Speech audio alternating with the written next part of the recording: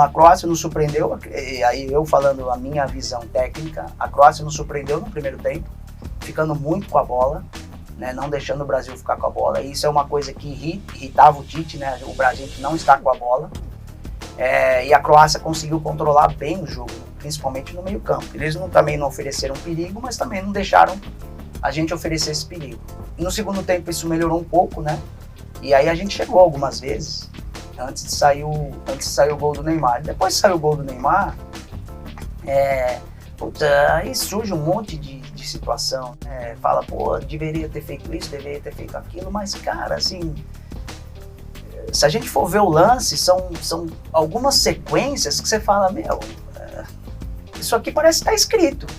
Se a gente jogar contra a Croácia da maneira que nós jogamos, cara, provavelmente a gente vai ganhar, de 10 vai ganhar 9. Então, assim, fica essa chateação, né, de você sair dessa maneira. Acho que foi um dos piores momentos da vida dele, da carreira dele, né? Teve a questão da Bélgica, mas teve um ciclo inteiro, né? Então a confiança era muito grande nesse período. Então, assim, para ele ali, imagina, foi o que você falou, tudo caiu e cai em cima da cabeça dele, né? Sempre cai em cima da cabeça do treinador primeiro, essa eliminação. Então, e mesmo assim ele ficou ainda com o pessoal ali próximo, né? Ele aí não teve essa atitude de entrar em campo, tudo, mas ele é muito introspectivo, né? Então ele foi sofrer, cara, sozinho, foi chorar sozinho, né? E aí ele tava lá no vestiário, e até ele também ficou espantado quando no outro dia tiveram essas notícias, né? Então, aí ela até perguntou, pô, eu fiz alguma coisa errada? Eu falei, mano, de maneira nenhuma. Cada um sofre da maneira que sente na hora, né? Na hora você não pensa nessa obrigação, na hora você quer viver o seu luto, né? Então acho que com ele foi isso que aconteceu. Cara, assim, o resultado prejudicou muito, porque mesmo ainda lá fora tem pessoas que só olham essa questão, porque às vezes não conhecem muito o mercado, não conhecem muito esse processo, então às vezes vai contratar um treinador e eles olham os resultados. Então, assim, é por isso que eu falo da importância do agente agora. O Tite precisa ser visto dessa maneira que ele é, né, para esses clubes europeus, porque ele tem capacidade de comandar qualquer clube na Europa, do tamanho de um Manchester City, do tamanho de um Real Madrid, né? Ele tem essa condição. Cara, o que pode atrapalhar? O idioma. É uma coisa que pode atrapalhar, principalmente na Inglaterra. Eu acho que o processo que o Vinícius teve na seleção foi o que ele teve no Real Madrid. Ele foi ganhando a confiança aos poucos. No Real Madrid também. Então, no Real Madrid ele sofreu muito no início dele. Não estava bem, não jogava do jeito que ele estava jogando, ou do jeito que ele joga hoje. E ele sofreu muito esse processo, essa confiança, né? Então, às vezes, fazia um jogo bom, aí fazia um jogo ruim. Eu acho que na seleção foi o mesmo processo, né? Então, ele chegou, não se destacando tanto, foi indo, ganhando espaço, ganhando a confiança do Tite, sendo um pouco mais regular, entendendo um pouco mais a ideia de jogo, né? Eu lembro que o Tite conversava bastante com o Ancelotti nesse aspecto, né, do Vini, principalmente quando ele começou a se destacar no Real Madrid, né? Então o Tite conversava bastante com o Ancelotti para poder repetir o mesmo posicionamento e as mesmas funções aqui na seleção. Então eu acredito que esse processo tenha sido bem parecido com o que foi no Real Madrid. Não é fácil, né? Então a situação do Edinaldo para a escolha de um treinador não é fácil. Se eu tivesse naquela cadeira, eu também não teria uma convicção. Eu iria procurar, eu iria conversar, eu iria entrevistar.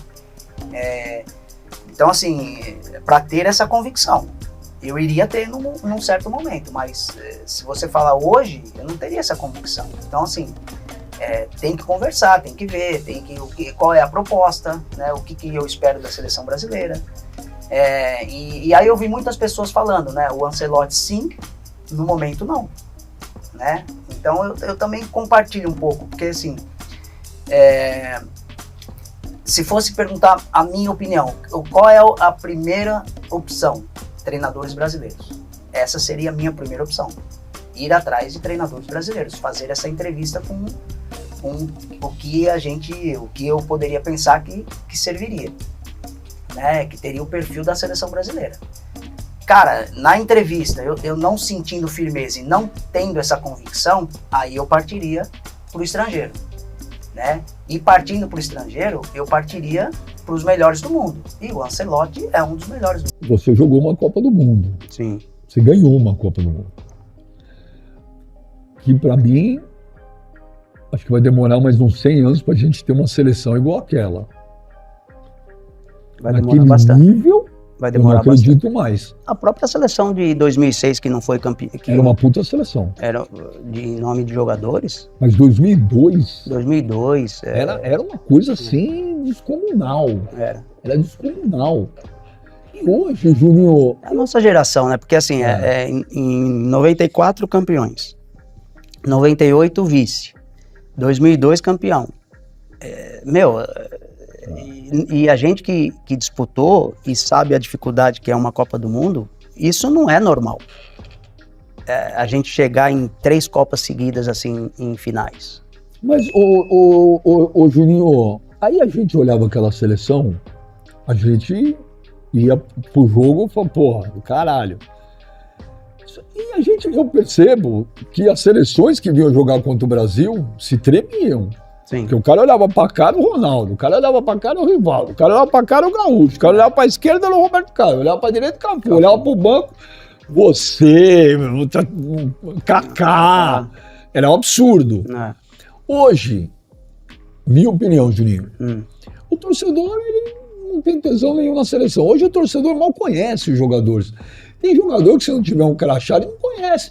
Porque é o garoto que saiu super cedo daqui, foi fazer carreira na Europa, não é todo mundo que acompanha com tanta precisão. Sim. E outra coisa, cara, não tem mais ninguém que você olha e fala, pra mim é o Neymar, o cara. Mas o Neymar não joga. Sim. O Neymar não joga. E aí vem a Venezuela aqui na eliminatória, a gente não ganha. Os caras jogam de igual para igual, cara. Ou não? Se perdeu o respeito, o medo. Eu digo não o respeito, o medo. O medo, respeito não, o medo. O medo, sim. Se perdeu, né? Sim, sim. A seleção impunha bem mais medo do que hoje. Eu acho que a geração também mudou, né, Benja? Eu acho que as outras seleções evoluíram bastante. Também tem isso. Então, assim, você não via jogador venezuelano, boliviano, equatoriano jogando na Europa. Eram poucos. Hoje você vê bastante desses jogadores.